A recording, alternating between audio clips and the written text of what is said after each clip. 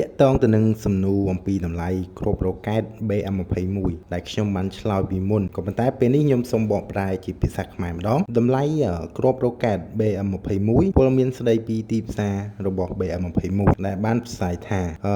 គ្រាប់រ៉ុកកែត BM21 ជាទូទៅគេប្រើដើម្បីវាយប្រហារទៅលើសត្រូវដែលចម្ងាយពី20ទៅ40គីឡូម៉ែត្រតម្លៃជាក់ស្ដែងនៅលើទីផ្សារគឺពី$4,700ក្នុងមួយគ្រាប់តម្លៃសរុបសម្រាប់បំពេញភារកិច្ចឬក៏បំពេញពេលបាញ់ម្ដង40គ្រាប់គឺប្រហែលជាអស់$190,000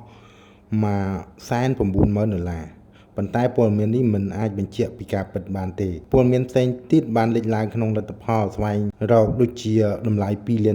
ឬក៏តម្លៃខ្ពស់ជាងនេះក្នុងឡានមួយគ្រឿងលក្ខណៈបច្ចេកទេសចម្បងកាំភ្លើងរ៉ុកកែត122មីលីម៉ែត្រប្រទេសដើមដែលផលិតគឺសូវីតពេលដែលចាប់ផ្ដើមប្រើគឺនៅឆ្នាំ1963ដល់បច្ចុប្បន្នចំនួនបំពង់គឺ40បំពង់